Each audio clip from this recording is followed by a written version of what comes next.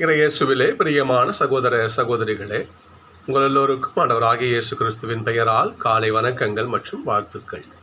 நான் உங்கள் அகஸ்டின் வேதியன். இன்று அக்டோபர் மாதம் 22ஆம் தேதி 2025ஆம் ஆண்டு. ஆண்டவரின் மடியில் 5 நிமிடங்கள். நான் வேதியராக பணியாற்றுகிற பணித்தலங்களிலே ஒரு சிலர் இருப்பாங்க, நான் சொல்கிற கேட்டகரியில். போய் கேட்டால் நான் எங்கள் கோயிலுக்கு வர மாட்டேங்க ஐயா, நீங்கள் கோயிலுக்கு வாங்க, கலந்து கோயில் திருவிழாக்களில் பங்கெடுங்க, ஜபத்தில் பங்கெடுங்க, அன்பியத்துக்கு வாங்க அப்படின்னு சொல்லுவோம் நாங்கள். அவங்க அப்படியே காதில் போட்டு பண்ண போயிட்டே இருப்பாங்க. ஒரு சிலர் இருப்பாங்க ஃபுல்லாக எப்போ பார்த்தாலும் தண்ணியிலே இருந்துட்டு இருப்பாங்க. போய் சொல்லுவோம், ஐயா ஏன் உடம்புக்கு எடுத்துக்கிறீங்க, கோயிலுக்கு வாங்க, கடவுள்கிட்ட ஜெபிங்க, நடக்கும், இதில் விடுங்க. இல்லை பிரதர், கடவுள் மனசில் இருக்கார் பிரதர், கடவுள் மனசில் இருக்கார் பிரதர். எதுக்கு பிரதர் அதெல்லாம்? இல்லை, கடவுள் மனசில் இருக்கார், அதெல்லாம் ஒன்றும் பார்த்துக்கலாம். சகோதரர்களே, உட்புறத்தை உண்டாக்கிய ஆண்டவரே வெளிப்புறத்தை உண்டாக்கினார் என்று ஏசப்பா சொல்லுவார். இந்த உடல்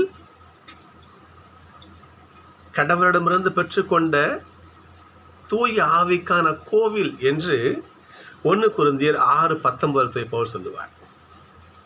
உங்கள் உடல் நீங்கள் கடவுளிடமிருந்து பெற்றுக்கொண்ட தூய ஆவி தங்கும் கோயில். கடவுள் தங்குகின்ற கோயில் உங்களுடைய உடல். அப்போ அந்த உடலை நீங்கள் என்ன பண்ணுவீங்க? பாவ காரியத்தின் பக்கம் திருப்பாமல் கடவுளுக்குரிய காரியத்தில் திருப்ப வேண்டும். மனசு போதும் கிடையாது. உடலும் என்ன பண்ணணும்? ஆண்டவருக்கு பிரமாணிக்கமாக இருக்கணும். ஆண்டவர் தேடி நாடி போகணும். மனசு மட்டும் இருந்தால் பத்தாது. இன்றைய முதல் வாசகம் இதைத்தான் சொல்லுகிறது. உங்களுடைய உடல் தீய இச்சைக்கும் தீய நாட்டத்திற்கும் இடம் கொடுக்காதபடி பார்த்துக்குங்க.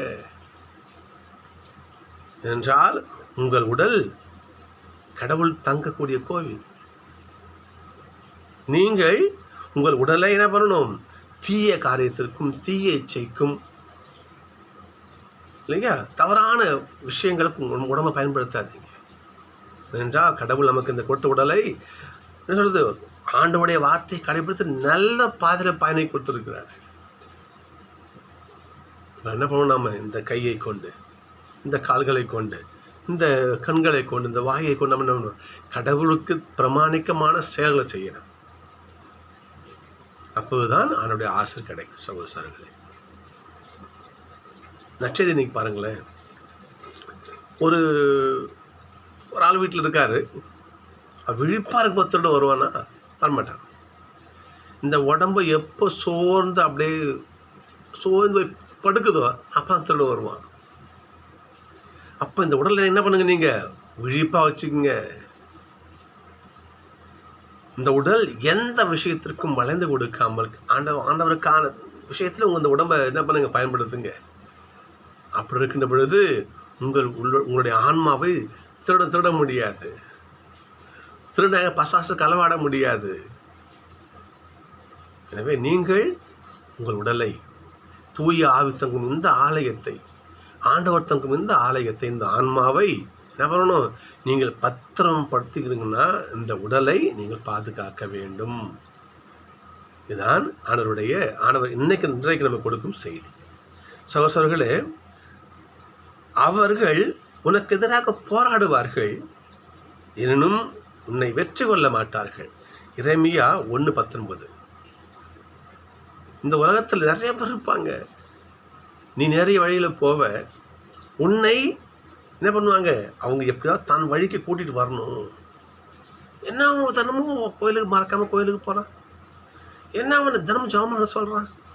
என்ன அவன் தினம் பைபிள் படிக்கிறான்? என்ன 4 பேருக்கு ஆண்டவர் வார்த்தை எடுத்து சொல்கிறான்? இவன் தனக்கு கிடைக்கிற பொருளை 4 பேருக்கு பகிர்ந்து கொடுத்துட்டு சாப்பிட்றான் இவன் என்று நீ இந்த உடலால் ஆண்டவரை மகிமை செய்யும் பொழுது இந்த காரியத்தை தடுக்க என்ன பண்ணுவாங்க?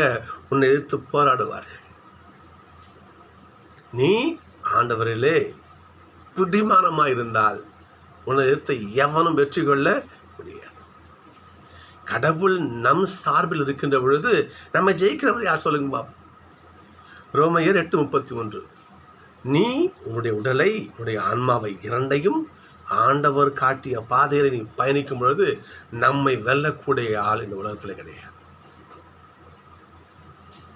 நச்சதி பாருங்க, இன்னைக்கு விழிப்பாயிருங்கள். நீ விழிப்பாயிருந்தால் உங்களை யாராலும் களவாட முடியாது. உங்களை யாராலும் களவாட முடியாது. பவுல் அற்புதமான வார்த்தை சொல்லுவார். பிலிப்பியர் 4:13. அது ஒரு பாட்டாகவே ஒரு குருவானவர் பாடுவார்.